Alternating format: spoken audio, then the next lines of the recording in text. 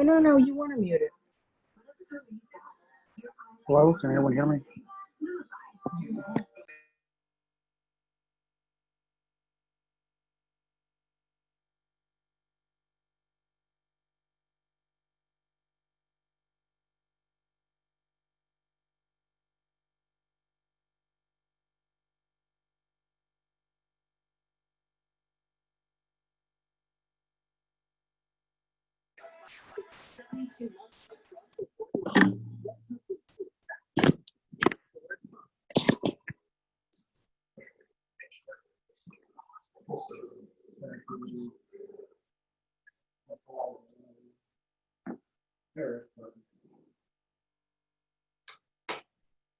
This poor guy's the only one on there.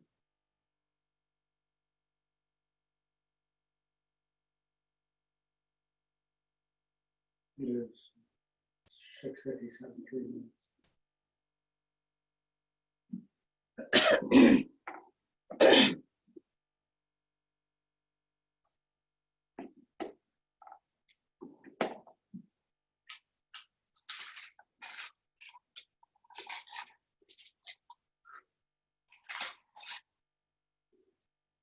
I don't know, do you? I recognize him. Who? I don't know who he is.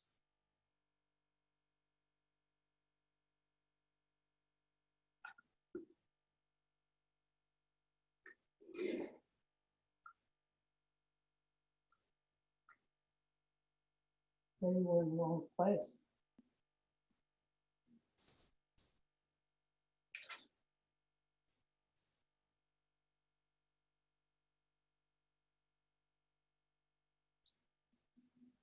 That under,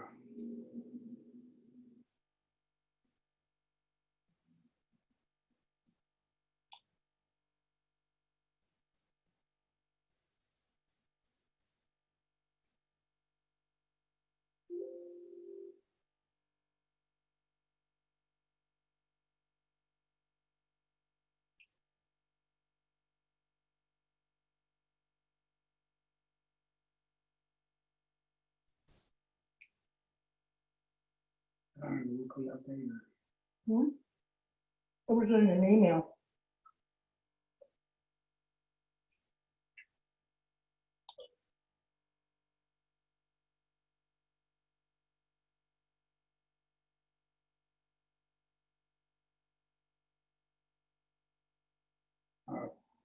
Hmm?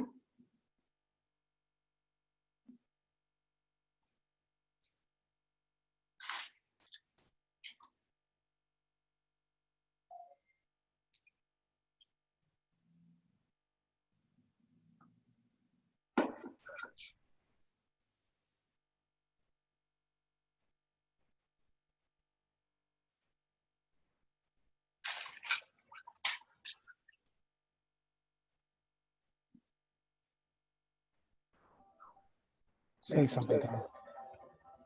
Oh, You're on there.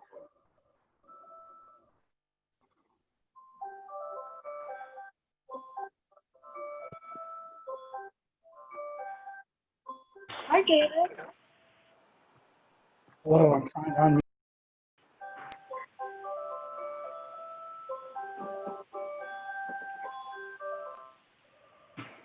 I'm gonna leave the meeting. My screen cut. Where's it at? I figured that was the cell phone. There we go.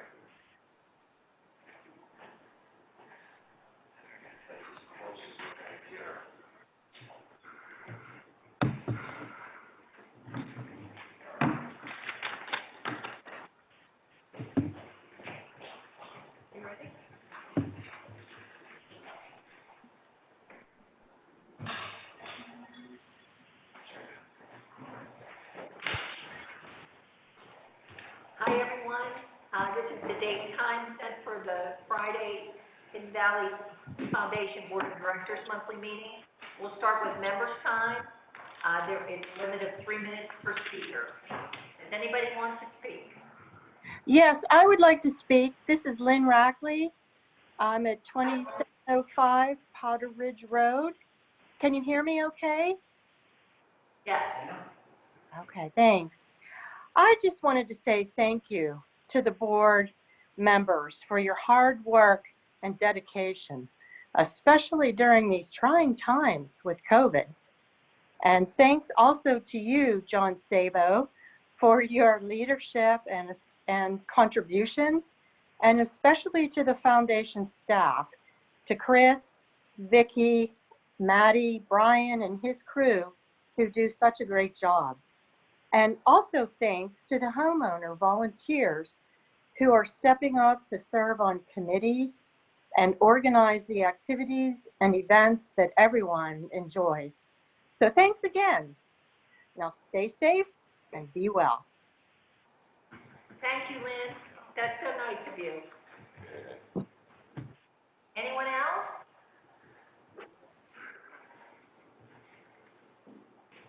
Okay, then we're gonna get started. We're gonna call the meeting to order at 7:02. Roll call, Dave? Okay, roll call. We'll just go on the horn. John Eddy? Here. Pat McGrail? Here. Bob Kohler? Here. See who else we got here. Bill Leisure? Here. John Newport? Here. Doug Henley? Here. And Dave Fiola is here. We are all present and accounted for, and our quorum is established. Quorum established. Thanks, Dave. Item number 5 is a motion to set the agenda. Why doesn't someone make a motion and a second, and then I'll make the call? I'll make a motion to accept the agenda. I'll second that motion. Any questions or comments on the motion? I have some. As a matter of fact, there are. In that case. Okay, I have a couple of items under new business that I want to add, and I have, and if this isn't the proper order, everyone feel free to correct me. I'd like to add item 13.8, which is to take action in the form of a motion on a request of the Nominating and Leadership Committee. I realize Chris Humble isn't in.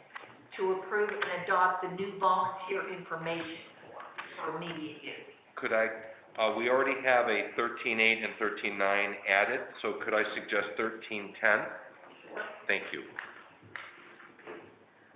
Shall we take this all together? Okay. Yes, that'd be great. Now, I'd also like to add item 13.11, which is a motion upon the request of the Nominating and Leadership Committee to refer to the Rules and Regs Committee, policy number 31, dealing with committee procedures and guidelines. Can you, And 13.12, a motion to amend our meeting schedule for the remainder of the year that we set at the June meeting, to reflect that we will meet on alternating Fridays and Saturdays, beginning with the third Saturday in August and ending with December 18th, 2020. So that would be August 15th would be the Saturday meeting. That's correct. September Friday, October Saturday, November Friday. Okay? 18th. something change on that, just out of curiosity? Well, it did. We'll talk about it. Okay, We will. okay, good. Wait, could you do 10 again? I missed, Oh, 1310 Yes. is, a motion to approve the request of the Nominating and Leadership Committee to approve and adopt the new volunteer information form. okay. Are there any other additions to the agenda? Pat, I don't see the approval of the audit firm on here, did I miss it? 13.9? 13, Okay, yeah, see, my agenda stopped at 13. Yeah, mine And too. it was added later. Yeah, okay. 13.8. So, can you tell me what 13.8 and 13.9 are then? 13.8 says approval of CPA for June 30, 2020 financial statement audit. Okay, Does that sound right? yep, thank you. And then 13.9, begin process to assign a nomination committee. Thank you. And that's a bylaw required element. Th- That's a bylaw required element. So a motion is needed for that as well. Correct. Bob, you want me to get your replacement agenda?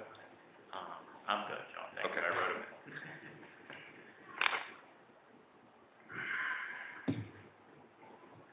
I'd like to add 1313 to appoint Bill Legia as the board liaison to ACC. That's on here. That's 13.3. Was that three? Okay. Yep, co-chairs, him and Donna Corson.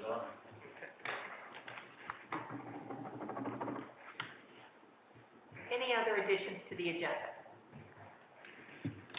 If not, with those changes, may I, all those in favor say aye. Aye. Opposed? So moved. I need a motion to approve the minutes of the June 20th, 2020 board meeting. I'll make that motion. Motion by Doug, I'll second. second by John Eddie. Any questions on the motion? Yes. Question on, we talked about the meeting schedule on the minutes, and the minutes reflect what we talked about and voted on, that they were for for Friday nights through the end of the year. The motion that we just had, does that supersede what we're talking about here, or do we need to do something? No, the minutes only reflect Okay. the action we took. Okay. So we're gonna fix it later on in the meeting, Okay. okay? Okay, any other questions on the motion to approve the minutes? If not, all those in favor say aye. Aye. Opposed? So moved. Treasurer's report. Thank you, Pat. So as is my usual practice, I'll combine the treasurer's report with the report of the finance committee and the audit committee.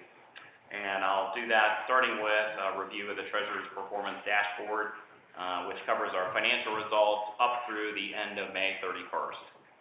So I'm happy to report that for the first 11 months of our fiscal year, we're reporting a $163,000 surplus, and the primary reason for that is our snow removal expenses were significantly under budget for winter 2020 due to the fact that we had a lower snowfall this past year than we have had, and that we have budgeted for.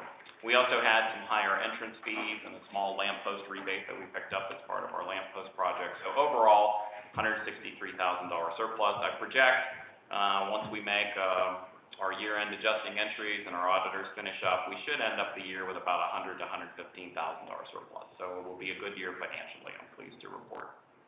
Also, just talk a little bit about our financial position, our investments. We have sitting at May 31st, $2.3 million in investments.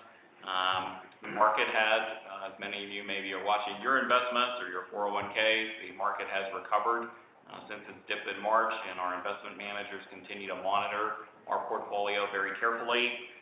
So I'm confident that they are taking the necessary steps to protect our investment portfolio. I've also been concerned a little bit about our receivables from our homeowners, but I can also tell you that as of May 31st, we only had $82,000 outstanding, and I got a report yesterday on the collections on the first quarter assessment, and through July 16th, 89.1% of the first quarter billings have been paid. Nice. So that is really not bad. So I think so far, right, we seem to be doing well. I watch our operating cash as well, and we try to manage that so that we have between 90 and 120 days of cash on hand to cover our operating expenses, and that's right where we are. We're at like 103, so we're very close to where we need to be.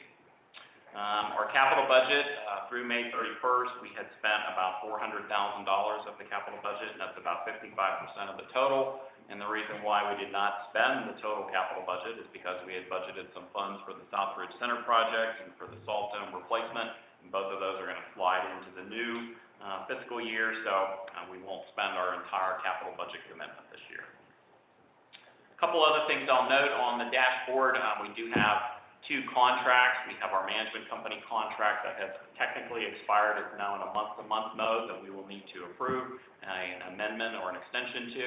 And our security contract comes up on November 30th of this year, so the finance committee will be working with the executive director to look at our proposals there and try to get that finished up in time, well in advance of the expiration date. Maintenance department, Brian and his team continue to do a good job. We watched the work order clearance rate there, and for the year-to-date through May 31st, 93% of the work orders put in have been cleared, so we're doing a good job there. Always like to include our email subscribers because that's something we've been working on very diligently, and we saw this month that it had been very steady for about the last year, but this month it went up to 1,059 email subscribers, so a nice little growth there. It had been hanging around 970 So we picked up quite a few in the last month. I always like to also share some results of the real estate market, and I credit my friend and Hidden Valley neighbor, Mike Mikulich, who always provides me with the latest data. So for the year, July 1 through June 30th, the Hidden Valley real estate sales, there were 75 units sold. Same period last year, 80 units sold. So while a slight decrease, still an active market. But here's the really interesting statistic. As of a couple days ago, the properties listed for sale in Hidden Valley, 46, compared to last year at this time, about 70. So that's about 4.3% of the mountain is for sale. In the time I've been watching this, and in the time that I've been here, I've never seen it that low. So, a very active market and not a lot of inventory available to sell right now. The Finance Committee, as I mentioned, will be working with John on the security contract renewal, so we'll be meeting sometime in August to look at that and do a couple of other things. The Audit Committee, this is the time of year that they become active, so they had an electronic meeting to recommend the CPA firm to do our annual audit of our financial statements, which the board will look at approving that later on tonight. And Pat, that concludes my treasurer's report. Well, thank you very much. Thanks for all that additional information. It's always very interesting. Do I have a motion to accept the treasurer's report as reported by Bob? I'll make a motion to accept the treasurer's report. Motion by John Eddie, I'll second. second by Bill Leisha. Any questions on the motion? If not, all those in favor say aye. Aye. Opposed? So moved. John Sabo, Executive Director's report. Thank you, Madam President. To cut down on duplication of some items that Brian will be reporting and Maddie, I just wanted a couple of highlights for the benefit of the audience as well as the board. Staff has been seeing quite a bit of Airbnb and VRBO rentals. The tenants will arrive, they call us saying, I want to use the pool. And we have found that 90% of this month's rentals, either Airbnb nor VRBO or the homeowners told their tenants there's COVID restrictions, there are pool reservations, so staff has been trying to smooth over a lot of heartbreak. So for those of you that do rent, please pass along the COVID information to them. Staff will do our absolute best to make sure their stay is pleasant. But once they get their hearts broken, showing up thinking they can just walk into the pool, so that's a struggle. We need a letter to a particular homeowner who's doing that. Yeah, so the ones that we can identify, I've actually... Gives us a record that, okay, we notified you on this date of the shortfall. Correct. We can include that in our updates too. Yeah, we should. And then a couple more courtesy, wildlife is picking up. We do have a fairly large bull bear walking around and a couple of mama and cubs and a fisher cat, so be mindful about placing out feeders. Yeah, fisher cat. Feeders, I know John Eddie mentioned his feeder was heisted last week, so... Ain't the word. Yep. And Doesn't have a picture of a fisher. yeah, and if you run across the fisher cat, do not cross him. Run. The other one. Literally run. Other than that, I wanted to thank staff for their diligence in the last month. And the pool compliments have been much more than we thought. There has been essentially no incidents. So I want to thank the members for their courtesy and respect and their kindnesses, and it helps staff out a lot in making your experiences pleasant. And that's all I had to report, Madam President. Great. John, where have the sightings occurred? The slope on the fisher cat, green tea on the fisher cat, Westridge on the fisher cat, the bull bear at the trail end of Westridge, and judging by the scat patterns, the bear cubs also on the trail between, God, I just drew a blank. Westridge and... We're running the trail from Westridge to Southridge. Thank you, and Southridge. The bear was spotted on our street about 2 weeks ago, and also it triggered the motion light behind the hammers right across the street from us. Okay. That makes sense. They're patterning that way. Yeah. Yep. Well, that's too close to me. Yeah. On our street, it was right in front of your house. Oh, for goodness sake. Yeah. Yeah, oh, yeah. Hey, don't. Um, Yep. Am I allowed to ask John a question? John, Eddie? Mr. Sable? Yes. So, we had a discussion in regards to rentals, and the fact that, we have a fair number of individuals that are coming from out of the state. As a board, as a HOA, do we have legal authority, do we have the right, whatever terminology you want to put on it, to either ask for those people's names and where they're coming from, to check in here, or with what's going on with self-quarantine, even to prevent them from coming here? No, it's a valid question. Now, Ray and I did explore those elements, the base elements, while we were looking for COVID restrictions and what was allowed. The property rights granted in the CCNRs, the homeowner and the right by proxy to rent it are equal. So he could not identify an eloquent or an appropriate way. And in fact, he did put a caution that out of courtesy, if we take the stance you and I were talking about, he's worried that we form some form of an agency relationship by insisting they come here, identify themselves, and then, of course, you would run the risk of any infection vectors being brought here. So the short answer is no, there is not So a... even if our governor says that if you're from this state, you've got to self-quarantine for 14 days, we as a homeowner association cannot do anything about that. It's a guideline. It's a guideline. At the state level, John, it is a Oh, I see. guideline. Well, just, Yeah. Well, and to your point, one of the courtesies I did today, one of the calls I took was a New York number. 3 moms and their children, so a total of 15, Airbnb rental, and she was frustrated about trying to book a pool reservation. I said, we're booked solid. Didn't the Airbnb person or your host tell you that? And she's like, nothing. And I said, well, I'm assuming you also know you need to self-quarantine upon arrival here. I had no idea we needed to do that.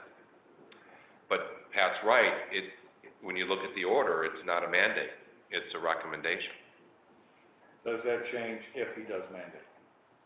Do we then have? Yes, because the board in the CCNRs is obliged to do its best for community safety. So I think within that Yeah. umbrella, we could. Thank you. Yes, sir. That's a whole lot of administration.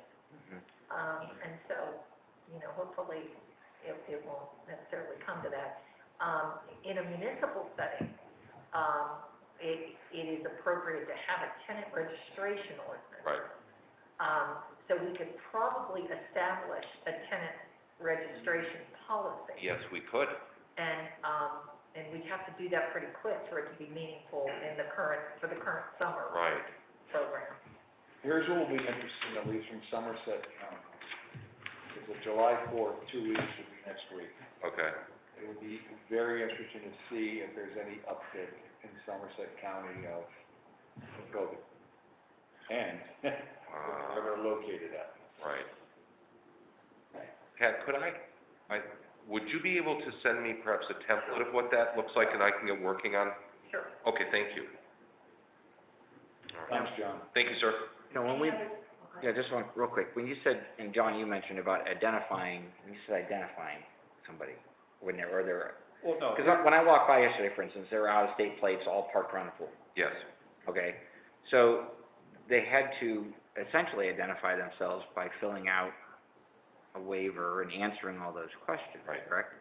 So is there something beyond that we would want to ask or have them? It just has to do with quarantine, and I think John Just the answered that quarantine, aspect. right. So, All right, Yeah, primarily that data set in that policy was to allow for contact tracing in the event public health needed it. okay, I would like to take the framework that the municipalities use and have Ray and I develop a formalized process where either the homeowner or someone gives us the heads up, because this actually ties back into a concern staff had. A lot of homeowner renters, just go pick your key up at the office. And we're like, time out. We don't need people from out of state with unknown risks coming here when a homeowner should have their realtor or a lockbox. So I'd actually like to tackle this to prevent future problems.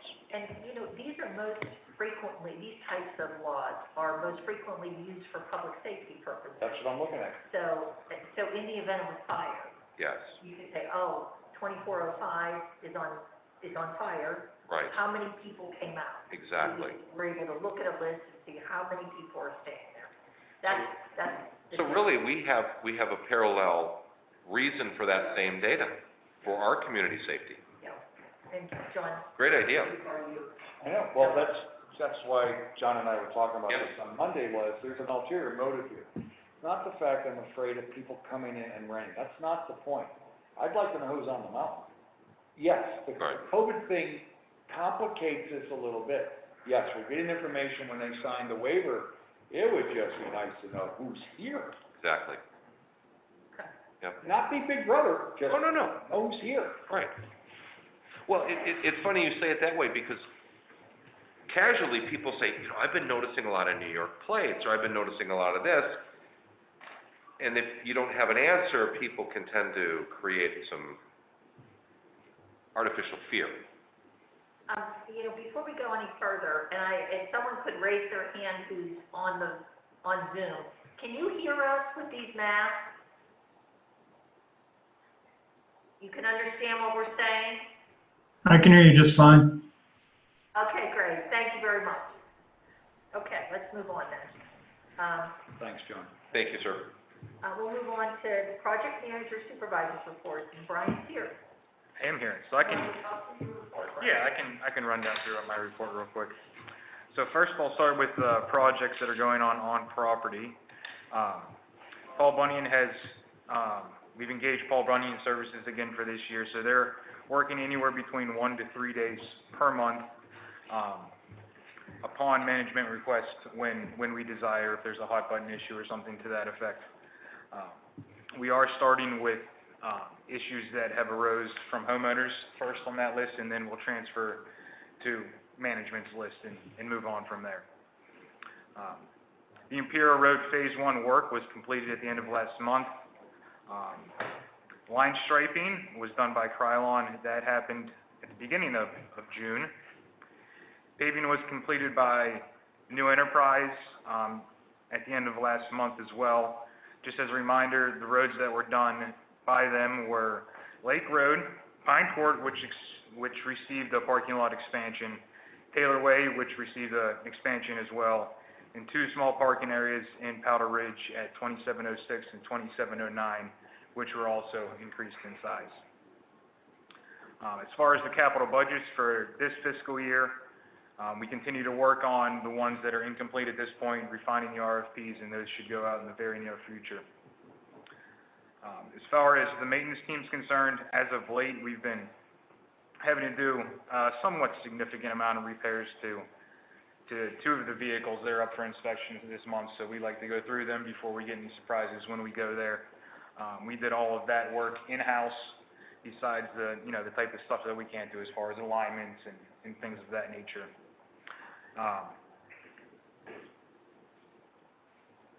We've also been working pretty diligently over at the Highlands Condominium Association in regards to exterior repairs and general maintenance. That has taken up a considerable amount of our time as of late. We also replaced 2 catch basins down on Westridge. That was done in-house, which I can assure that we saved a good deal of money doing that ourselves. And a good job. Thank you. We've also gone through and replaced a large number of shrubs, approximately 50 of them. We've also taken that in-house this year to try and save some money on that front. We've got just a handful of them left, and they will be installed next week. Brian? Yes. Is that, and John, together, is that information shared with the landscape committee? Because I know they're looking at everything, it seems, on the property. It might be helpful for them I agree. to be tapped into Okay, the work we can we're do that. doing, Right. okay? We can I actually think do that. Dennis would appreciate that Yeah. greatly. Yeah, we can do that. Right now, what it is basically shrub for shrub. Dead shrub gets a new shrub, but Okay. I'd be glad to Okay, that'd be report great. that to And him. that way we can have Dennis have it on his map as well. Yeah, Yep. exactly. Yeah, Dennis was there. He's up there. Yep. Yeah, there he is. Okay. I didn't even think of Oh, no, that's completely fine. He's smiling and writing it down. So the last last two items I'd like to just mention is that the maintenance team anticipates getting uniforms, so we're visible, people know who we are, we're not, just wearing whatever. I'm very culprit of just wearing whatever and not my best self, I'll put it that way. And we also plan to get our vehicles branded. Next So, week. yes, so, in the same regard, better visibility, better presence, people are aware of where we're at, what we're doing, and things of that nature. And that concludes my report. Thank you. Thank Can you. I ask one question? Great report. Go ahead. That's a question. This has to do with, the dead daffodils. Who is responsible for taking those out? Is it JML or is it us? It's JML. Yeah, they should trim them at soil level, but It's all over. Yeah. I mean, it's not, the heat whacked them hard this year, yeah. yeah, but this is going on the end of July, John, they should be gone and trimmed, and, We'll make sure Oz is on it. Put that on the list. Yep, thank you. yes, sir. I thought a question to you, Brian. Are we done with the light pole replacement project? Oh, yes. So we came in almost 50K under budget for that? Is that right? Did I read that right? I'm looking at year-to-date actual of 78.7, and we budgeted 125. Actually, there was a timing issue there. Oh, okay, all right. Part of the light bulb budget for this year got included in last year. Last year's, Yeah, so oh, okay, we have to record those things when the work takes place, okay, so not when it gets paid. okay, all right, gotcha. In total, right? I have a question. Can I have a question, please? This is Donna Corson. Is Donna. Krylon coming back to restripe those roads? They watered down the paint and they did a terrible job.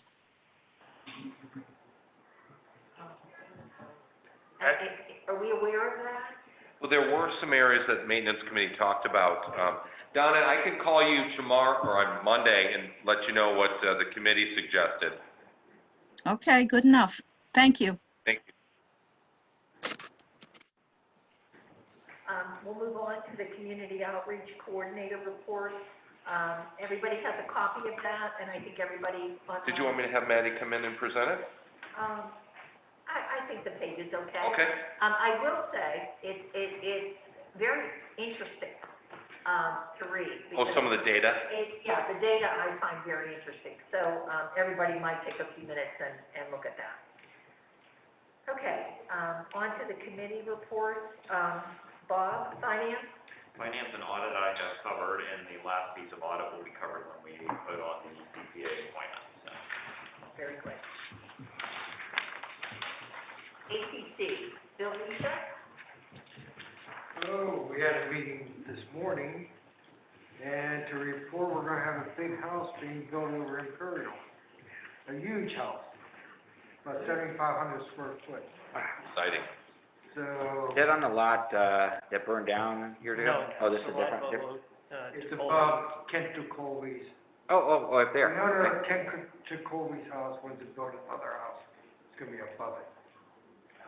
So I will keep in touch with Michael, who is the owner, and walk through the plans with him, walk through the land with him. And there was some concern from Chip. He's an architect, so we're gonna monitor that.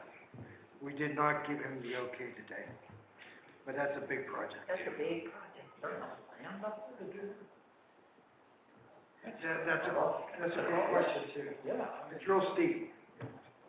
With a good view, I assume, I mean, with a great view? has Good a view, view lots of of the excavating.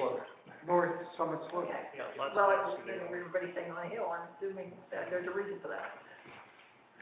So that's exciting news. Is that, will that have, the building of the house, the drainage, will have anything to do with what we're doing right That's what now? we're questioning. Okay. Thank you. Good point. Otherwise, Well, the I mean, committee's gonna do. if we're gonna start doing this, which we need to, well, wait. Right. Is anyone here to provide a maintenance committee report? Bob Naito? Don't see anybody there. So we have no report for maintenance. Rules and regs, we have a page in our packet, social and rec, back at it again, busy. And we have a page. And we have a page on branding and media. We also have, a report on the strategic long-range plan. And, we have a page on that, we have pages. Did you want me to put it up on the screen? And Chris Humble from the implementation committee for this, and formation of the strategic long-range plan, committee is here to provide an update. As everyone may recall, at the beginning of the year, my plan was to, on a quarterly or at least semi-annual basis, using a dashboard approach, provide an update to the community on the progress that is being made with regard to the strategic long-range plan objectives for 2020. And Jay and Chris and Rick Etling have worked hard on providing this update. Chris, if you could kind of quickly walk us through, that would be great. Sure, Pat, thank you very much. On behalf of Jay Barbaccia, our chairman, and the other members of the committee, just a quick summary on the strategic plan implementation. We have a dashboard that contains 61 initiatives organizing the 5 strategic pillars. And of those 61, in spite of the frustration and setbacks with COVID, 31 are in green, that is, they're on plan, they're on target. So the participants can see this too, Chris. Oh, thank you, Tom. Yep. 31 are yellow, meaning that they're underway, but that there is some concern on the part of the committee, or the group as to maybe a resource issue or timing issue. So we're assisting them where we can in the yellow, and there's only 4 that are red that have not been started. So we think that with 61 initiatives to have only 4 that haven't been started, it is great. So we're very encouraged with that, and most particularly, we're pleased with the level of commitment that the volunteers and the community, the members of the community continue to show. Related to that, coming out of the Mountain Metric, which of course was canceled this year, and it would have been had we had it on the 11th, it would have been the first time it rained. Probably would have been canceled. Was an omen. It was, but also the formation of the Hidden Valley Bicycle Club is been up and on its way, and there are over 40 members who have indicated a desire to participate in this. So there's a lot of activity in spite of the frustration of COVID.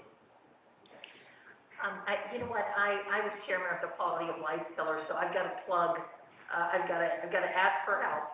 I think I've got a red block in that, under that pillar. We're looking for someone to chair a dining alternative subcommittee or task force.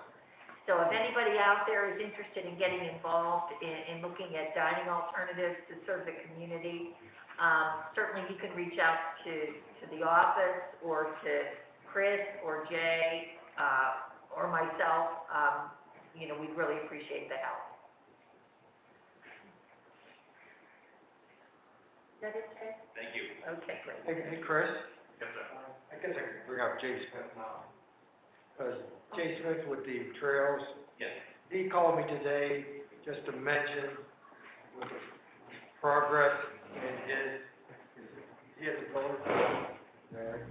Yeah, he's got the multi-use trails initiative. Jay is the chairperson for that. Yeah, so he wants to bring in a expert on trails and doing a map, like 3 process he's going to present to the board. So I told him to put everything on writing what he wants. I did the same thing. He called me today too, because he knew I would come to the meeting. That's why I was just mentioning it to the board. Yeah. That's what I told Jay Smith to do. Is there some fiscal request also, money Yes, request? his money request, yes. Yeah, I asked him the same thing, to sort of document it and to prepare a presentation so the board can have it encapsulated and Right. understand the full implication. Okay. Yeah, thank you, Bill. Chris, don't sit down. Oh, okay. Let's move move right into nominating a leadership committee. And let me say, we have a couple of motions that will be coming up that have been added to the agenda that were part of your report. But if you could, talk about what the committee's been doing. It's been a very busy committee, and it's important, it will be shown here in the next couple of months, because we do have an upcoming board election. So, why don't you get it? Okay, Pat, thank you. So, the new bylaws, from last fall called for the formation of this nominating and leadership development committee. And that differs from the past, where the nominating committee simply was a committee to receive the self-nominations that came in and, scan them essentially and cast a ballot.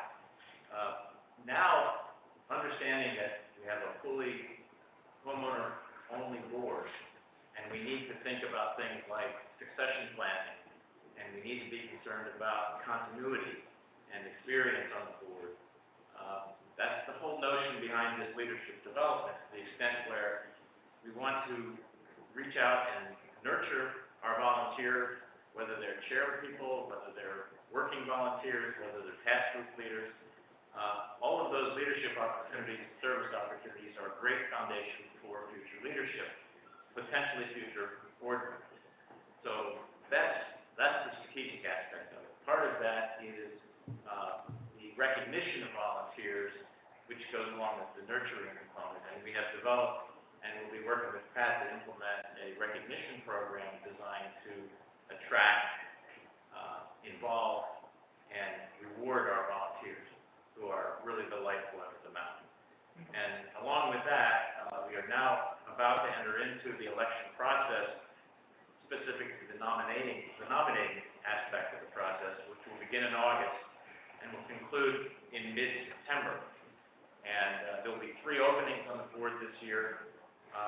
So 3 members will be elected in the fall, and their service term will begin January 1st for a period of 2 years. And so we invite, and what else is new this time is that in addition to self-nominations, we will receive third-party nominations. So if I think Dave Fiola would be a great board member, I can nominate Dave, and then the committee will approach Dave and say, would you be willing to serve? Here's what it involves. So we hope to have, therefore, a rich pool of candidates, both people who volunteer to run for the board and those who are nominated by peers who respect their effort. Thank you. Thank you. I know that committee is working very hard, so thank you. Thank you, Chris. Thank you. Okay, landscape committee, we do have a page on that, but I also, is Dennis Carroll out there? Yep, he is. Dennis, would you like to, speak to your report a little bit? Oh, let me unmute him. Ah, I got it. Go. I had trouble finding the icon. So basically, as we mentioned at the last board meeting, we're focusing on the heights. And what we've submitted to you under new business is a way forward of how we want to rejuvenate the heights area. Basically, we did a walk around with a few homeowners. There were, I forget, 5 or 6. Some of them, I think, are listening in on the meeting. And we noticed, quite frankly, I was shocked at the number of blue spruce trees that are in the heights. There are a lot. There's probably close 80 to 100. The bad news is they have what I thought the summit was severely infested with this needle cast. The heights, I think, is worse. So I identified actually 39 trees that I think that should come down within the next 3 years. It's not that they're going to fall over, it's just that they're gone. And so basically, and talking to the few homeowners that were there, they agreed that basically they'd like to see them cut down immediately with the proviso that they'll be replaced. And I said that made sense to me. So what you see and what we're proposing is a plan to basically take out the infected blue spruce and replace them with other trees that, like white spruce and some fir trees. Now also, talking to some of the homeowners, we're gonna sprinkle in some flowering trees also, just to add a little different color.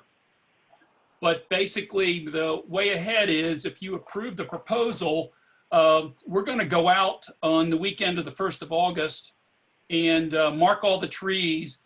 And then I'm gonna try to get in touch with as many homeowners up there, spread the word that these trees are coming down. So please speak up now, because once they're cut, they're gone. And I figure, you know, I talked to Brian already. We agreed that what would be nice is to have a day's worth of work for Paul Bunyan. And that's basically what I tried to size up, because these trees will go down fast because they're easy to drop and they can just load them up and cart them away. So basically that's what we've done so far. Any questions? No, just a comment, Dennis, your committee has been very active. We appreciate how hard you've all worked. And so hopefully we can move forward with the tools you need to keep it going. Thank you. Okay, having heard the last committee report, do I have a motion to accept the committee report? So Newport, I'll second. second by Bob. Any questions on the motion? If not, all those in favor say aye. Aye. Opposed? So moved. Bob, you want to give us an update on HVUS? We had a meeting this week. Yeah, so a couple of things have happened with HVUS since our last board meeting. Most recent was on Wednesday evening, Hidden Valley Utility Services held its required semi-annual customer meeting, and that was hosted by the foundation, and it was held via Zoom, and some of you on the call tonight may have participated, listened in. The major thing that was discussed by Mr. Kettler and Glenn Fodor was that the utility has obtained from the DEP a permit to install a water treatment plant. The next leg of the journey is that he needs a building permit from Somerset County. He has applied for that, and he expects to receive that, at least according to his representations on Wednesday evening. He said about 2 weeks, so it sounded like August 1st. Once he receives that building permit, he indicated that he would start construction on the plant. My notes indicate he said that would take 90 to 120 days to do that. Now, when the plant is complete, that does not mean it solves our water problems, because there are a couple of other issues that would go along with that. The 250,000 gallon storage tank is one part of the puzzle.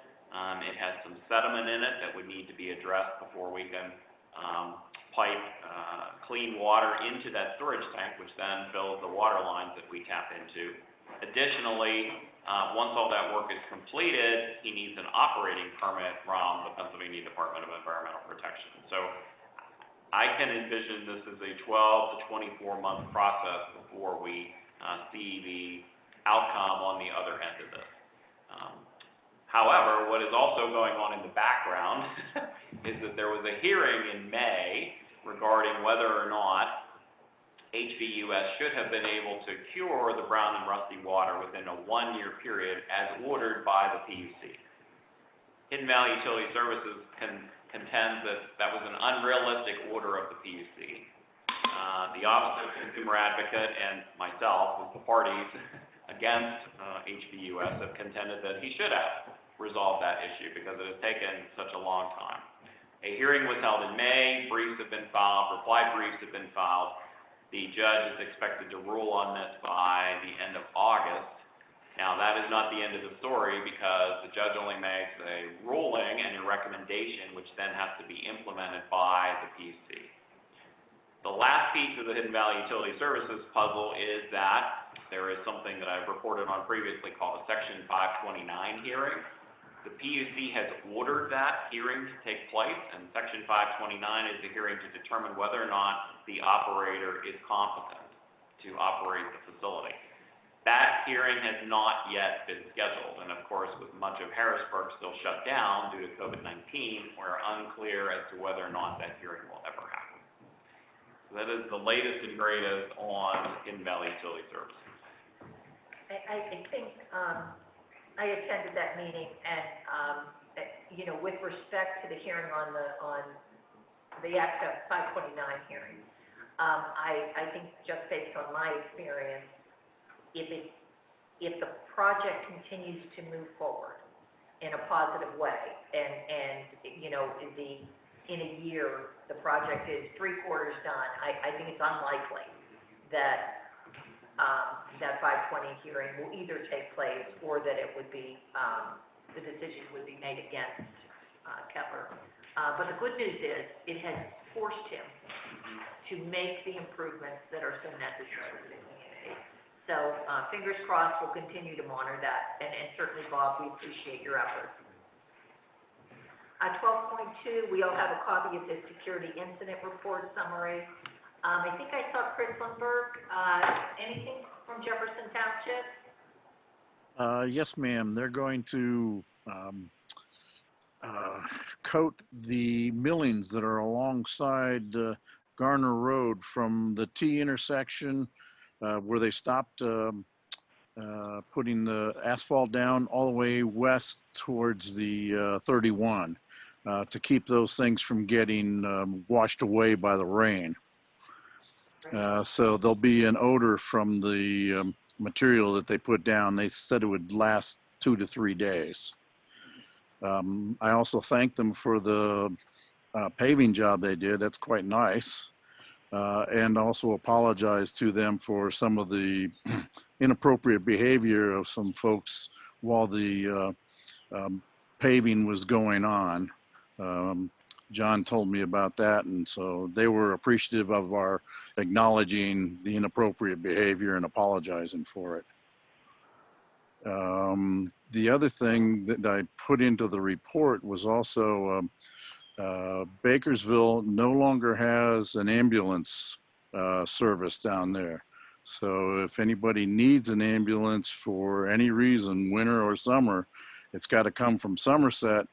And I don't believe, 90+% of the people got the notice about joining that Somerset ambulance service for anywhere from like $65 to $90, and that covers your trip. And if you don't have that, you're going to get a nice bill and hope that your own private insurance will cover it. Okay, thank you, Chris.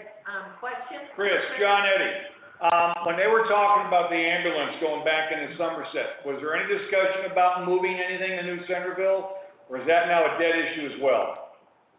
They did not say anything about it. Okay. The fire department rep and the, because that's who used to run the ambulance service, but they said lack of personnel, they cannot staff an ambulance anymore. Thank you.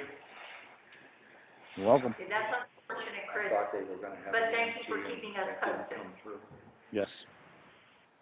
Would the board like an explanation of what happened? Oh, heck yes.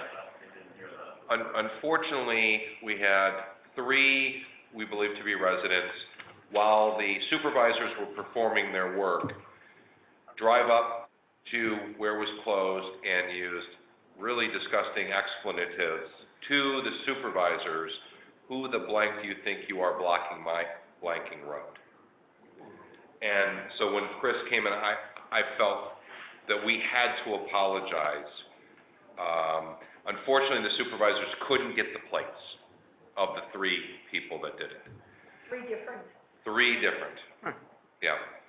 So I wanted, when Chris went up, I wanted to extend our bad feelings and apologies for the behavior while complimenting the exemplary work that they did on that road.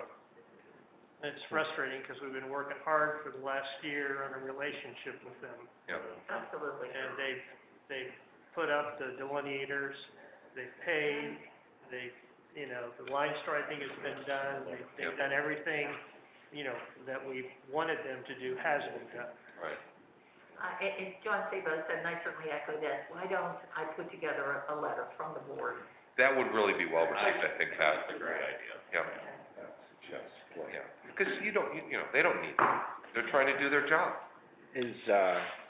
On the other topic about the ambulance, Chris had mentioned something about joining an ambulance. Yeah, they actually did mailers to those of us who have, Hidden Valley post office boxes. You couldn't see it because it was kind of stuffed into that, weekly flyer. Yeah. I don't remember getting it. Yeah. got it. Well, Yeah, in the mail, yeah, now. Maybe we should put a blurb in our. That's what I'm gonna do. I'm gonna research it. If someone has one. I still have the flyer on my home. Let me copy it or. I'll scan it over to you. Send it to me, do something. Yep. I think I got a letter from Somerset Ambulance because I donate to Right. Bakersfield. If you donate to Bakersfield, you're gonna get a letter. Oh, we So- do that too, but we didn't, I don't know that we got a letter. Okay. Anyway, we're All right. off the A week ago, 2 weeks ago. reservation. Yeah. So Dave, you'll get that information and. Well, yeah, we'll work together and get it, and I'll get it. Perfect. Get that out to people so they know. And it's, what do you say, the cost of? It was 60 or 90, I think, depending on how many household members. Right. Okay. Correct, and I think the copay on most plans, if you even get it, is $600 to $1,000 for an ambulance trip. Really? Yes. Okay. Depends on your insurance. Okay, let's move on to the, thank you, Chris, and. Welcome. Let's move on to the Salt Dome update. Doug, would you, there's a lot of people involved in that, so who would like to take that? I'll do it. We just had a visit with our neighbor, next door neighbor, and actually the neighbor across the street. The Salt Dome discussions are basically to show the location of the Salt Dome, as well as location of hopefully a parking facility so we can park vehicles there in the off-season when they're not being used by maintenance. The neighbors are cooperative. The neighbors were thankful for the discussions. We have a lot of work to do. The Salt Dome is not going to be in place until 2021, so this isn't happening this season. So we will continue using the leased property from Seven Springs through this winter, but we will be out of that facility come winter of 2021. Great, thank you. The SRC building project update, I do want to say something about that. Everyone is probably aware from looking at the agenda, we have a number of, a couple of action items with regard to that project, and they were tabled from last month's meeting. I would appreciate it if the board leaves those on the table tonight.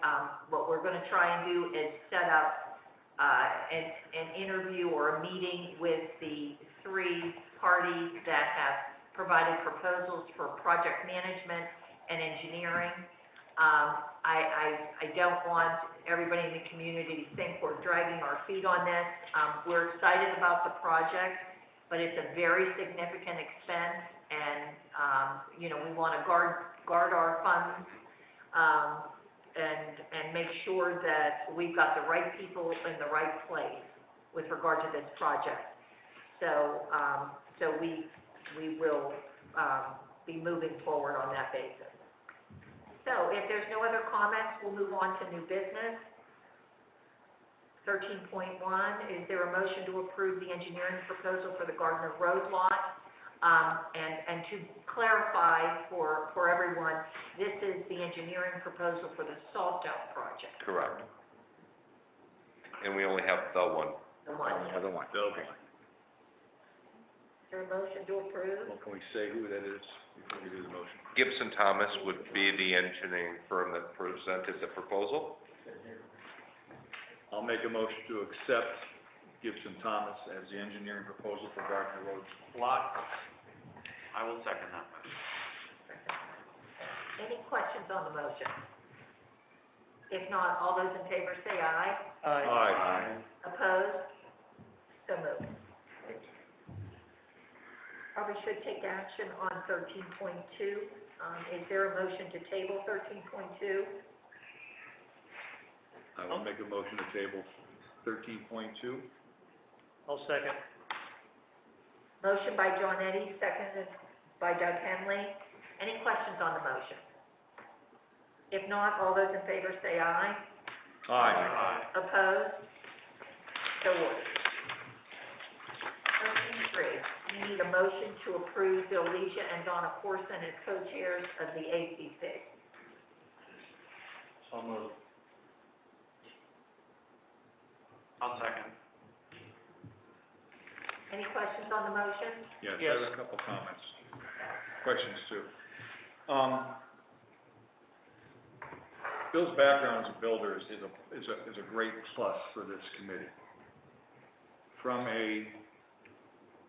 Is there any conflict of interest with him being a board member and being a chair of this committee? No, oh, I'm sorry. There is no conflict of interest. No, there's not. Also, I did look at this because this issue has been raised. There is nothing in our bylaws that prohibits a member of the board from acting as a chair or a co-chair of a committee. Typically, we like to get as many volunteers as possible, but this is a unique opportunity for that committee. Could I add 2 points here? One of the committee members is an architect, one of the committee members is a realtor.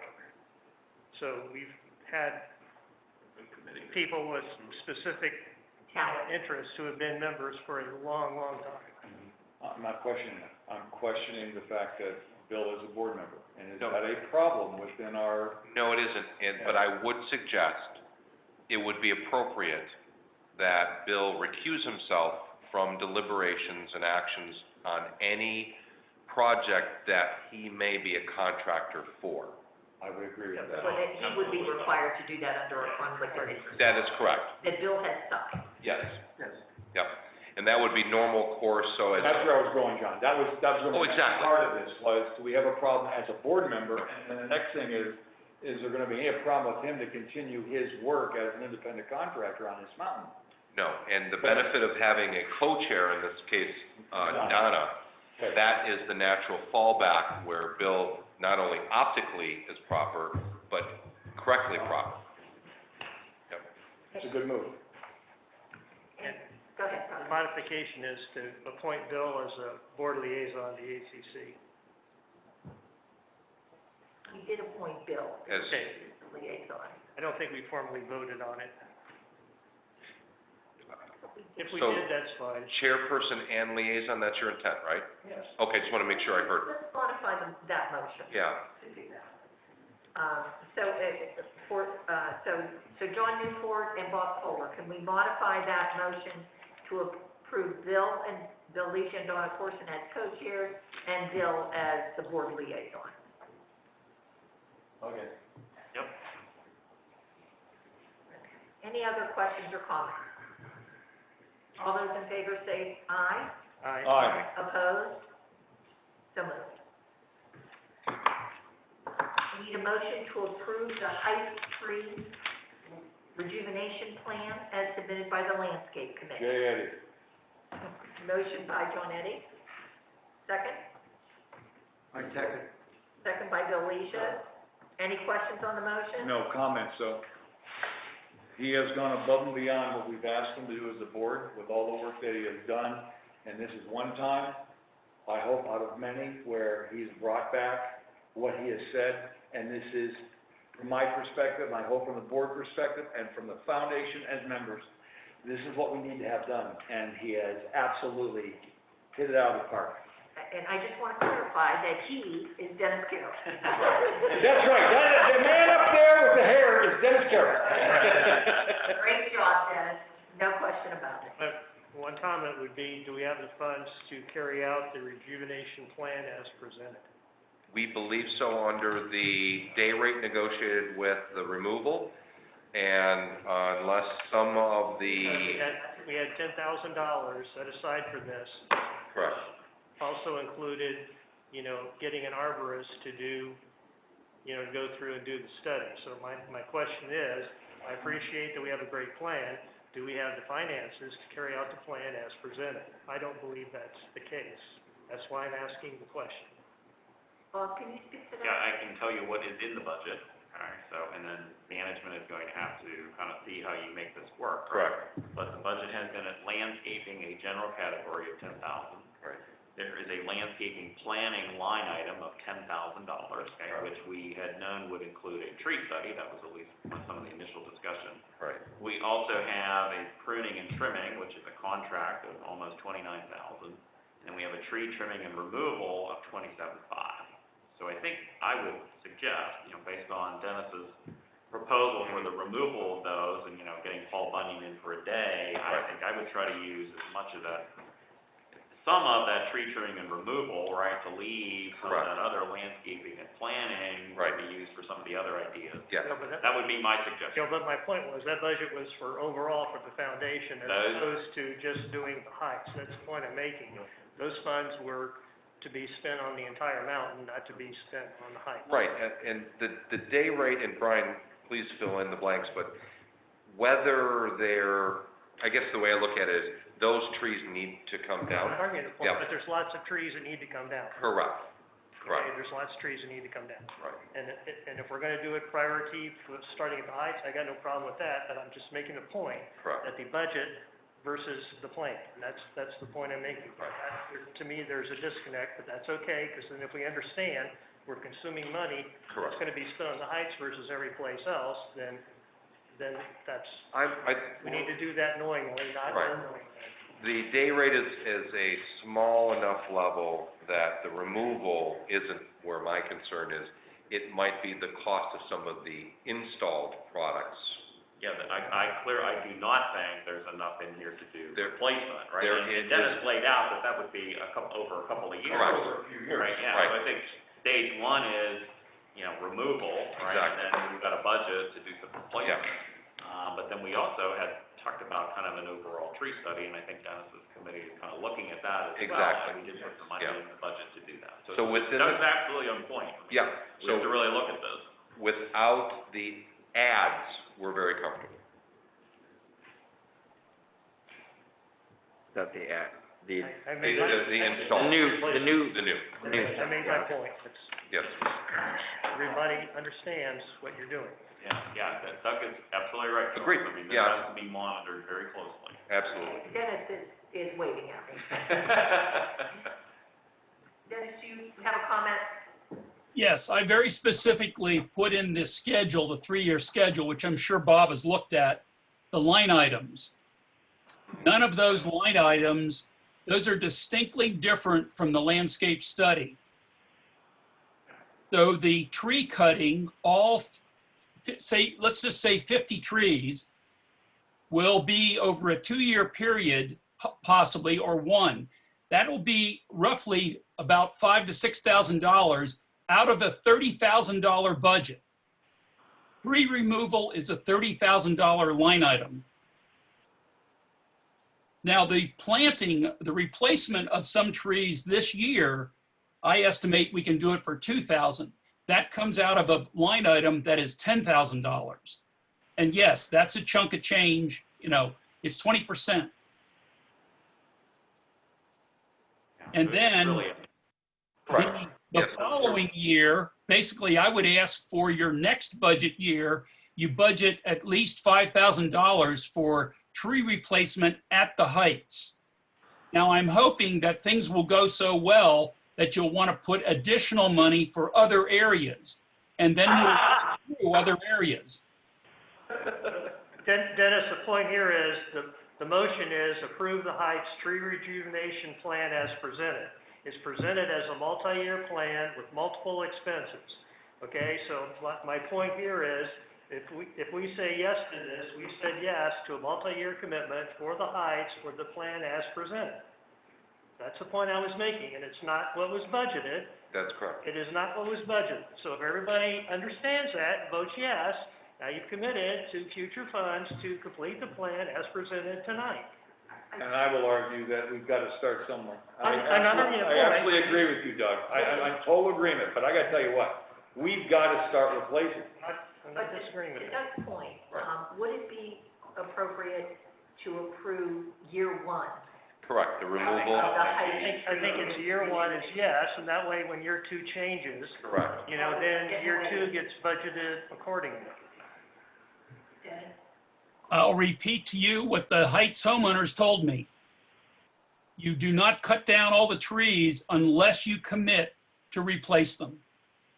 So I would say that then reject the plan if you're not going to commit to budget in future years to replace trees in the Heights. They're not interested. I mean, let's be blunt about this. They're not interested in empty promises.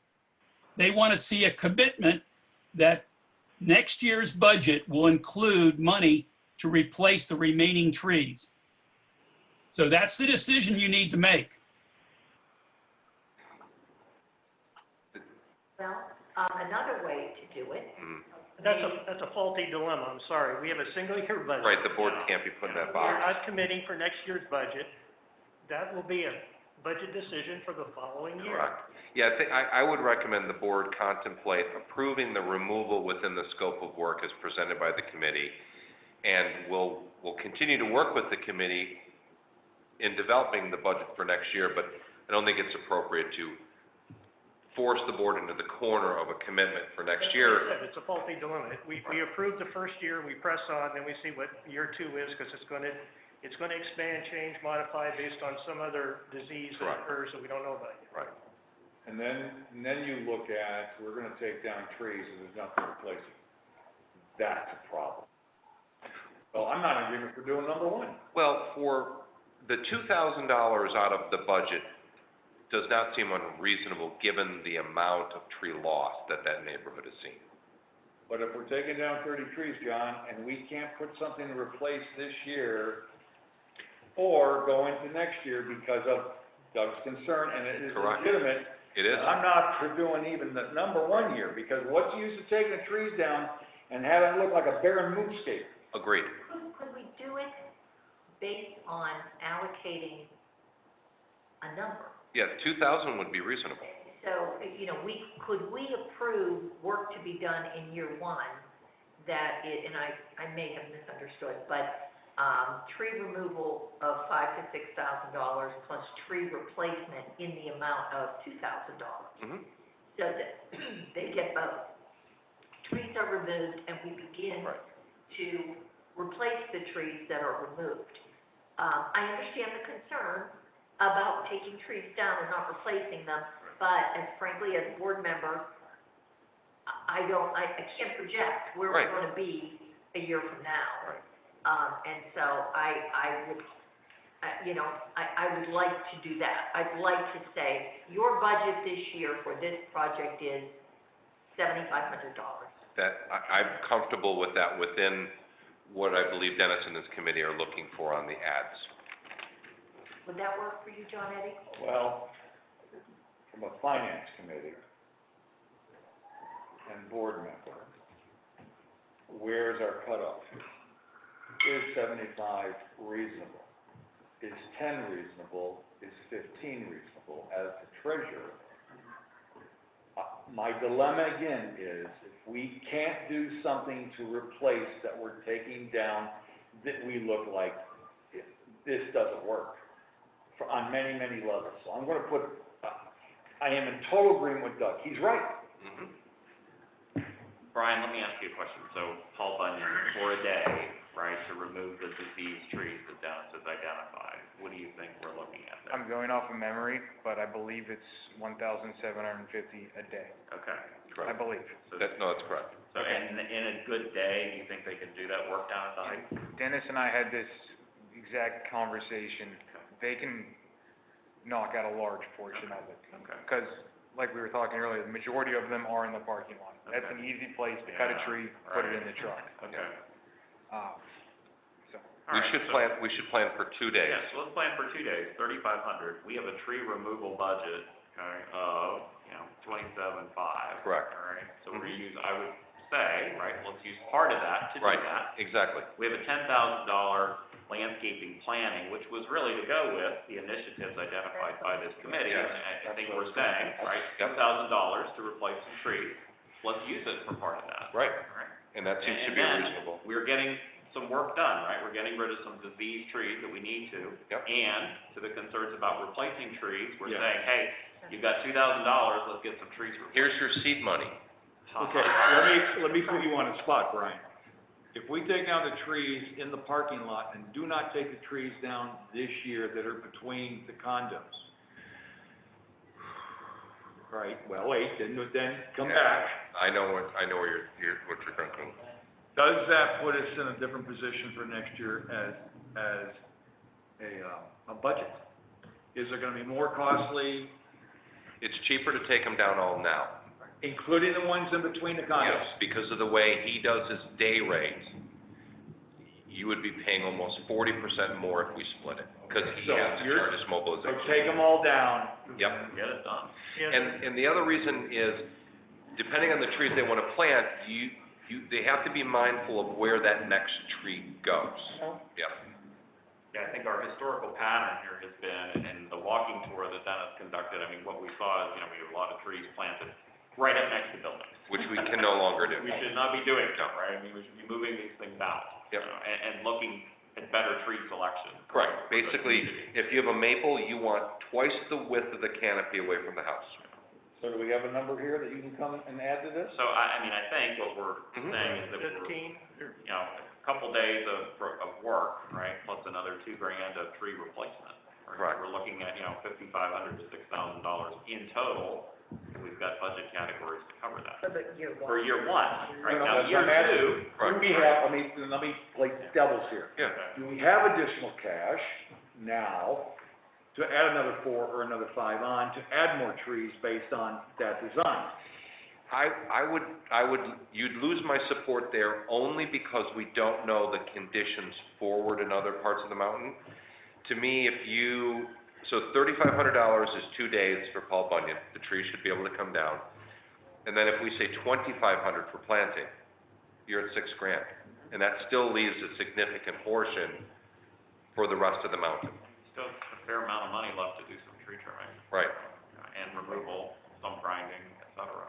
And I think there's also an added benefit is this first hump is gonna be the hardest one to say yes to. And I think the other thing we have to keep in mind is that this is an initiative that has been identified in the strategic plan. Exactly. Strategic plan and the budget need to move in lockstep. Right. So when next year's budget is prepared, we have to We put have to. money in and fund this, right? Exactly. We're not gonna be following the strategic Well, plan. I also want this to work. I want this to, Well, and that was, it's no use knocking everything down and only putting X Correct. number of trees that it looks like crap. We look bad.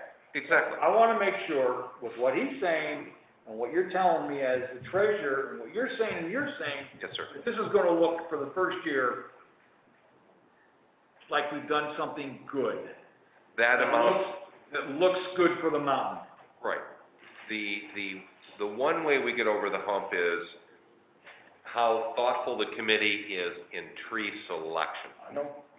And knowing how much Dennis and his committee have put thought into that, that's why I have such a level of confidence that that dollar is within what Dennis and I have already kind of kibitzed about and what he's already talked to Brian, so I'm very So we comfortable need with to that put a level. number on this for a vote?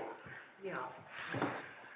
6,500 would be a reasonable removal and down payment on replacement, For year one. correct?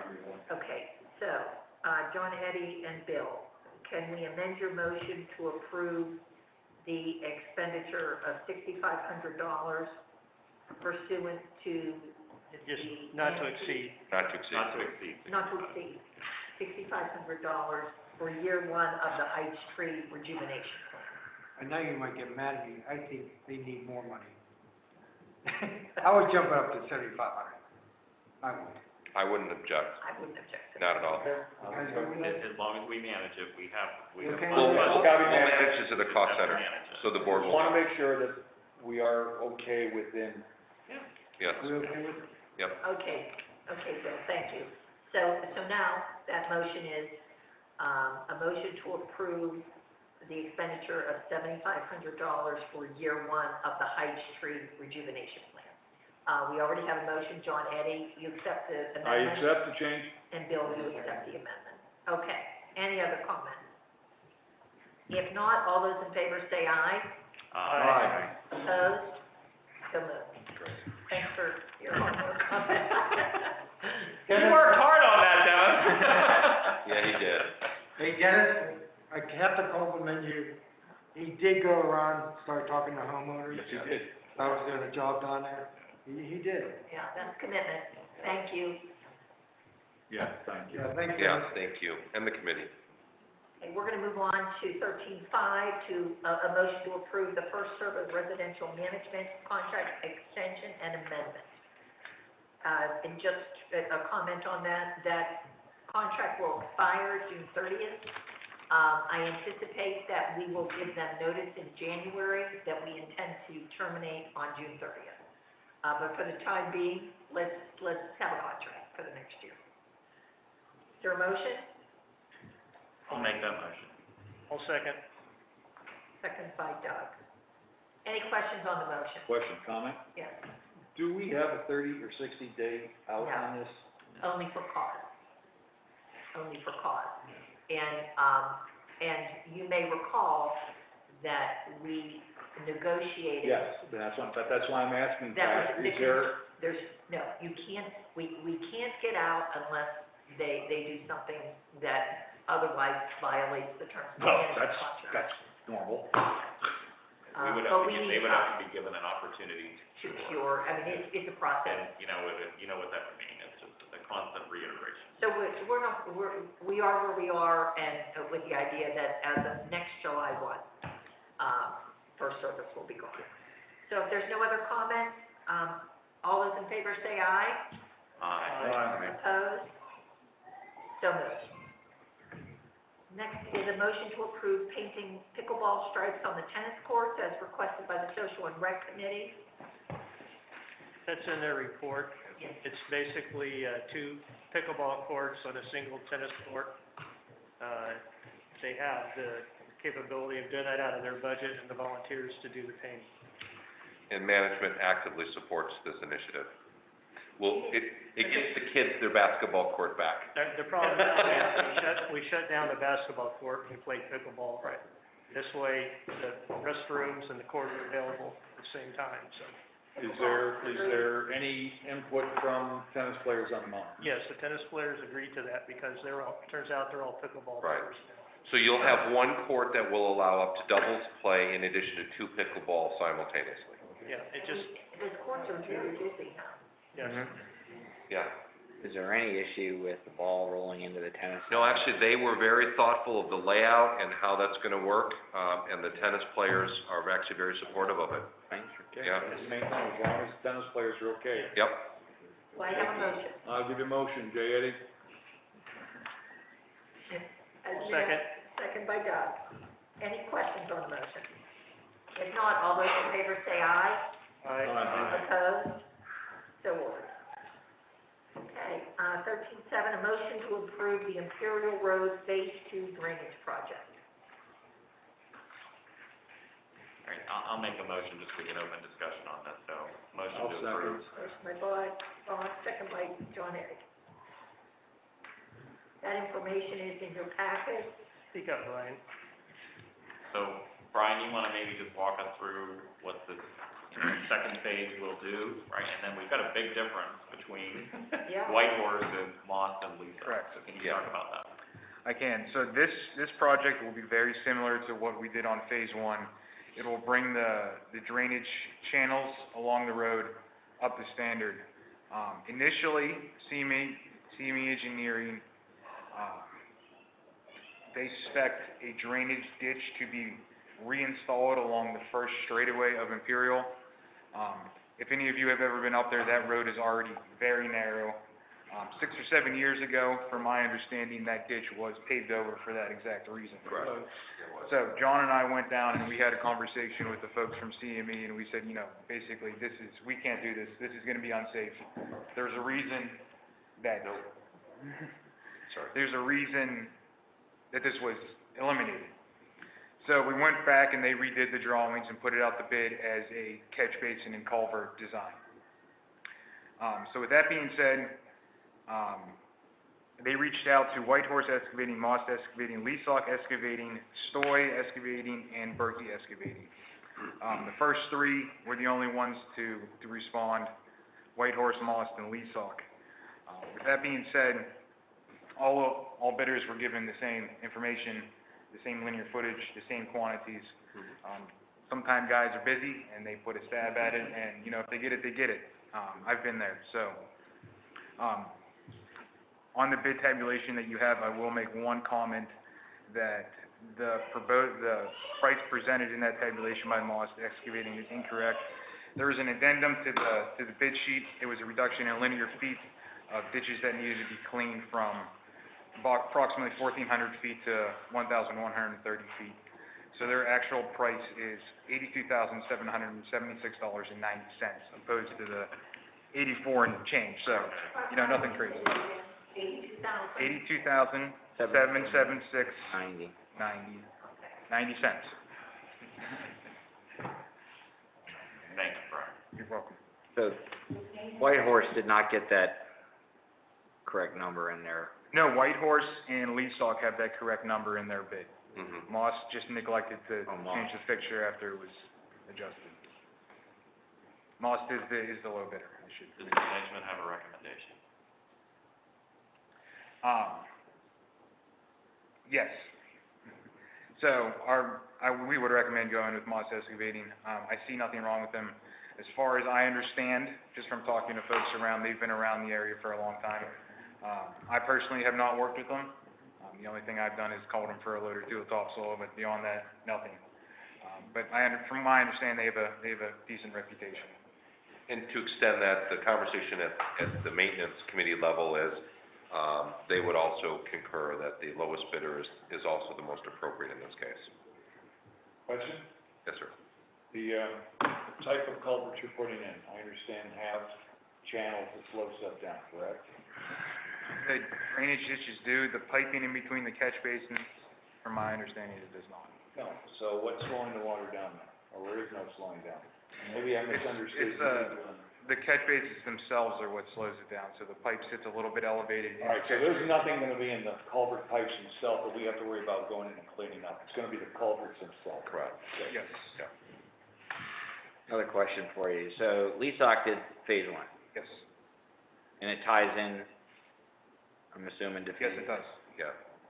It seems to me, if there's an issue, I'd like to go to one company and say, look, you know, because now we've got, if something's wrong somewhere along the line, well, that was those guys. Exactly. And, you know what I mean? So, From we're work, chasing things around. Mhm. I'm not 100% comfortable with that, unless to your point, I would comment from working with the folks at Leasock Excavating. From my perspective, it went really well. They were very easy to work with. We did have a good relationship while they were there. If I needed something, it was, you know, no big deal. I'll give you a screwdriver tomorrow because you need it, or, you know, that type of thing. So I think that went really well with Leasock. And then I think it turned out very nice. If that's the case, why doesn't maintenance come back with that recommendation? And I'm not trying to be flip on this. It was just the case of the lowest. Does Moss have good references? Yeah, and Bob Mytall said he's worked with them in the past, no issue. But Dave raises a very critical point that I'm hoping the board would deliberate. That modest difference in having one seamless contractor, one warranty zone, does have some value. That's big time. It has a lot of value. Really important, yeah. Right. I forgot about that. And if y'all recall, the amount budgeted in the capital budget is considerably more, so. Either way, right, so if price is not the primary issue, then we would rather go with Leasock, so you have one contiguous. well, it's seamless, and if there's other work to be done up there, got a new house going up, we got, you know, they'll be more likely And then maybe to. they're not gonna point at each other's Right, fingers. yeah, and we've had that Right. here before, as well. I think it's curious that maintenance is so good at this. Well, Like that. I'm not trying to speak, Doug, did you get a different impression? Yeah. It's a $3,500 difference. I mean, it sounds like they thought the two were equal. Right. Said, Yeah, okay, for, 3,500. you know, you go with the low bidder when the bidders are qualified. That's Right. the whole point. So that's why I was very mindful of how I said it, but thankfully Dave brought it up, if it were my checkbook, I would spend the extra money just to avoid potential issues in the future. I would agree. Yeah, one phone call. Yeah, one phone call and you're done. Would we then look at the new house having to be tied into the first phase? Is it worthwhile, is the other going along with Dave, is it worthwhile to make sure that LESOC's involved? Well, the engineer and architect are working on the lot would need to follow state statute, which would oblige them to mitigate their runoff or manage it into the system that we just improved. So the discharge from that new house would be isolated to the phase 1 area. So the discharge point of the channels that the new house would dump into Goes out on. discharges it goes out on prior to ski phase slope. 2, correct? Yeah, it goes out on the ski slope. Right. And the other point is, with our friends already acknowledging, so I think following form here is another reason to consider LESOC and that. That's right. Yeah. Hopefully that was antiseptic enough. It was. Yep. Do I have a motion, if I'm understanding this correctly? What a motion. Well, do I have a motion to approve LESOC. the motion? Tell me what you want to do. Making motion to approve LESOC excavating for phase 2 of the Imperial Road Drainage Project in the amount of $86,211.30. Perfect. I'll second that. Okay, that was seconded, okay. Any questions on the motion? If none, all those in favor say aye. Aye. Opposed? So moved. Well done. Is it approved as modified because we added a We- contractor there? They modified it. Yep. So it would be approved as Added the selection of the Right. contract. And as you noticed, Dave, we left the colon there so we could have this discussion in the board decision, so thank you for that. Okay, everyone, our next meeting date is August Oh, 24th. hold on, 13.8. Oh! Yep. Plus all the ones you've added, Pat. Wiped out 6 points of the agenda. Yep, we need the Okay. auditor. 13.8. We need an auditor. We need a motion to approve the appointment of Stenger Bison Company, CPA, to complete the audit for the foundation for June 30th, 2020. I'll make that motion. Motion by Doug, second by John Newport. Any questions on the motion? If not, all those in favor say aye. Aye. Opposed? So moved. The next item is a motion to approve the appointment of a nominating committee. And this was put on, I think, by Vicki, and I just don't think we need that. No, and I tried to clarify with Vicki, she did that without me knowing. We have the committee, it was approved, That, right? and God bless her, she was just looking at her normal punch list. Right. So the board can disregard if you agree to modify the agenda, deleting it. Okay, got it. Let's delete May I have a motion to delete item 13.9? I'll make a motion to delete 13.9, Ben. I will second. Motion by John Eddie, second by Bob. All those in favor say aye. Aye. Opposed? So moved. Okay, 1310. We received a couple of requests from the Nomination and Leadership Committee. So item 1310 is a motion to approve the request of the Nominating and Leadership Committee to approve and adopt the new volunteer information form Correct. for immediate use. Yep. May I have a motion to that effect? I'll make the motion. Motion by Doug, Second. second by Bob. Any questions on the motion? If not, all those in favor say aye. Aye. Aye. Opposed? So moved. Item 1311. I need a motion to approve the request of the Nominating and Leadership Committee to refer policy number 31 to the Rules and Regulation Committee, and that is a policy that establishes committee procedures and guidelines. I will make that motion, Pat. Motion by John Eddie, I'll second. second by Doug. Any questions on the motion? If not, all those in favor say aye. Aye. Aye. Opposed? So moved. And finally, it has come to our attention that we acted on a motion to amend the meeting schedule that we may not have intended. So last month, we approved a motion to set the meeting schedule for August through December to be the third Friday of every month. And so after some discussion, would someone like to make a motion to amend our meeting schedule that was adopted in June to reflect that beginning in August and ending in December, and starting in August, we will meet on Saturday at 9 a.m., September Friday night, October Saturday, November Friday night. This is exactly why doing this doesn't make sense. It's hard to keep track of. I mean, I don't know why we can't either meet on Friday night or Saturday morning, one or the other, versus a ping pong.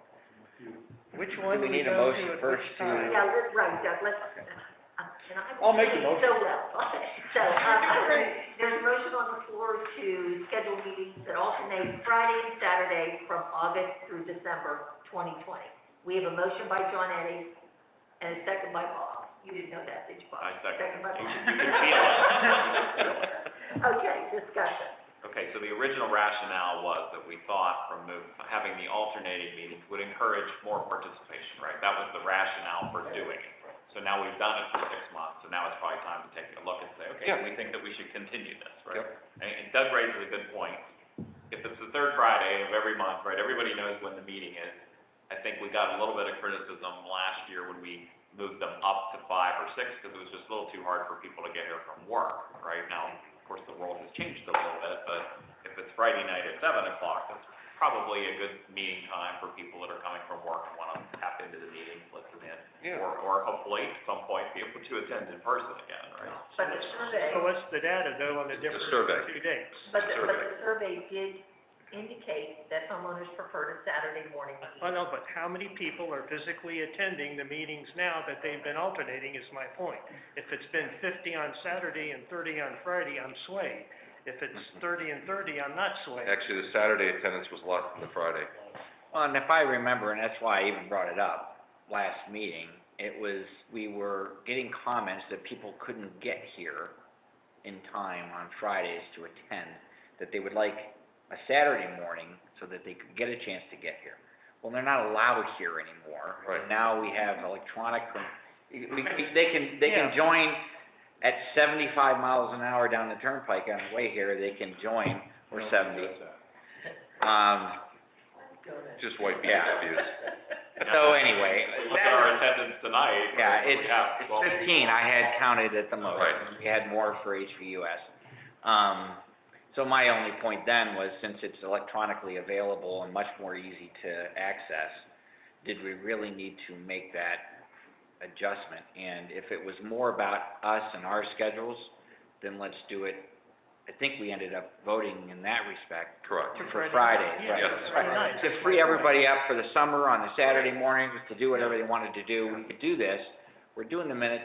I know we're recording the meeting, and John Eddie brought it up last time about being able to somehow provide those recordings. And I know there's a lot of reasons why that's undoable at this point, cost-wise and stuff like that for server space and whatever, but, We right? actually solved that. Oh, okay. Yep. So if they can access it electronically and then they can actually go to it at any time, Yep. then Saturdays become a moot point to me. But yeah, to me, it's Right. Friday at 7 and keep Yeah, pressing. Friday at I mean, 7. Those are our It suits short us, meeting everybody- times, or, If you're not doing 85, maybe Yeah. keep it to 75 yeah. and you can get, And so that's me. I mean, that's, And the solution was, we upgraded the Zoom, it was $150 to be able to have sufficient cloud storage for the board meetings. So for $150, it was a so no-brainer. you get this recording access accessible in within, what, 24 hours of our end? Right. And then that link can be provided to the membership through our update or on the landing page. Or Yep. Life at In Valley page, or Exactly. whomever, they can go to that, well, not Life, because that's public page. Correct. But, we can still put it behind. Oh, absolutely. Actually sign in on the website, That is correct. and that even makes it, Right, and that way it becomes an archival item. What am I hearing, Friday? Yes, sir. Well, then, I'm taking my motion away, Okay. because last month was fine. It's Fridays at 7 PM. You just gotta bring it perfect next time. can we just delete Motion to it? rescind. Can we? I rescind it. Bob, second. All right, so we go back to Friday. Dave, you got it? Okay, all those in favor? More paperwork. Aye. Okay. Okay. So then the next meeting will be, One more thing, I gotta add Well, one more thing. You can do that? Yes, I am, one more thing. Go for it. uh-oh, To our board member, Mr. Henley, you're looking great at 29, so here's happy birthday to you. Thank you. happy birthday. Birthday. I'm sorry, That's it, no more singing, we're done. Okay, next meeting date is August 21st. Friday, August 21st? Is that a Friday? Yes, ma'am. Okay. I hope so. I have it right there in the calendar. Friday, August 21st, yes. So, a motion to adjourn. Okay. Don A, Second. second by Bob. Chris, thank you. Thanks, Chris. Hey, I'll talk to you later, good riding. 8:37? Thank you for attending. 8:37. Zoom, everyone. Hope to see you again next month. Hey, Bob Kohler, it's Mike. Can you hear me? Mike. Hey, just update the numbers since I'm actually on a meeting. Can you hear me? Okay. There's actually right now 37 active listings, Wow. Yeah. 23 under agreement, and we've put, and 19 have sold since we were allowed to get back to work on May 15th. That's phenomenal, Mike. Wow. When you taking us to dinner, Mike? These active numbers, 37, we probably haven't seen those since probably 2005 to 2006, that low. That's amazing. So you So- need some help? You need some inventory. We need help. Interest rates are below 3% right now, 2.9 on a 30, and people went out of the city. Yep, So The good news is the housing values are gonna go up. they're gonna go up. yeah, we're seeing it now. We're getting a lot. We're starting to see full price Oh, cool. offers now. It's So actually an it's coming. national trend. People trying to get to Florida, like, you know, our former here. All right, good night, guys. Thank you, Mike. Hey, Mike. Make me an offer. Pat, can I kill the meeting? Yes. Thank you. Bye-bye, everyone. Thank you. 37. 29 under agreement. You know what, it's never. And then, but the never- frustrating point is, no one can explain why still. They have no clue.